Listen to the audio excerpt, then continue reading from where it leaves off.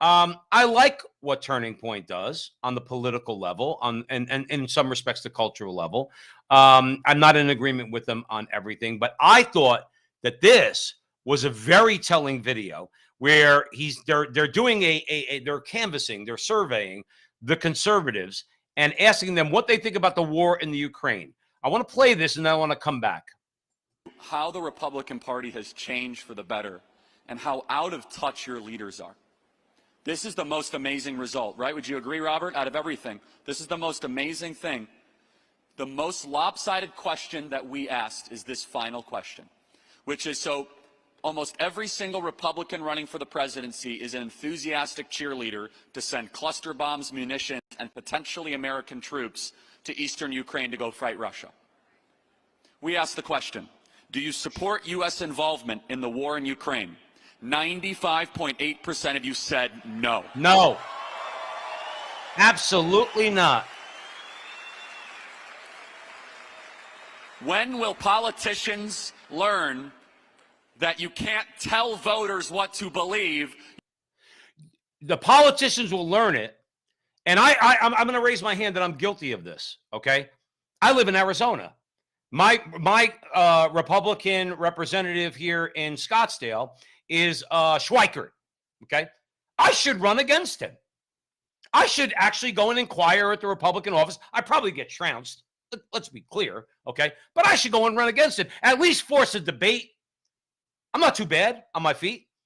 I could have a conversation with him. Now, I don't know where Schweikert stands on Ukraine. Let me be clear. But I do know this. Schweikert is establishment.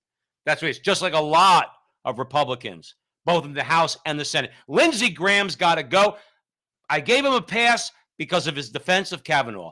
But at the end of the day, now we're talking about the lives of American troops, leaving aside the fact that creepy Joe Biden has wasted tens of billions of dollars and sent it to the Ukraine while we have people starving in the street. Do you ever notice over the last 50 years, now the conservatives sound like the liberals used to years ago, and the liberals sound like the conservatives.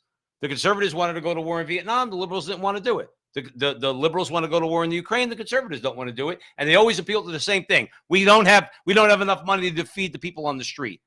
Again, conversation for another day. I'm with Charlie Kirk on this, okay? And I'm with the people that they surveyed. I don't want one drop of American blood in the Ukraine. I'm sorry. I don't care what they say on Meta and YouTube, because you can't talk the way I'm talking to you right now. On Twitter, you can. Okay, on Twitter, you can. And maybe it'll be left up on YouTube. Not one drop of American blood in the Ukraine. Putin is not Hitler. He's not Stalin. Let me give you the Joe Pasillo, North Jersey Italian, just a regular guy sitting around the kitchen table view of this. Stalin wanted to export communism to the entire world. Putin does not want to do that. Hitler wanted to have a Nazified Europe. Hitler's sights were not set on the entire world, but it was over Europe. Putin does not want to do that. I'm not going to go into what Putin does want, but I will tell you this. He wants neither of those things. So when they say that Putin's like Stalin, he wants to rebuild the Soviet Union. No, he does not. He knows he can't. He can't. He's a realist. He knows he can't. Doesn't have the money, doesn't have the military to do it. And he's certainly not Hitler, because Putin's not invading France, please. He's not going to have a battle of Britain, please. It's not going to happen. So let's get it straight. Everyday commonsensical Americans say, you know what? Those poor people in the Ukraine, who, by the way, are being used as pawns. That's what's happening here. It's an oligarch war. And the people who suffer, always the people who suffer. It's you guys out there, me. Charlie Kirk is actually probably a wealthy guy, but he'll suffer too. We all suffer, if we're in that situation. Not the oligarchs. They all gain. They don't care how many dead bodies there are.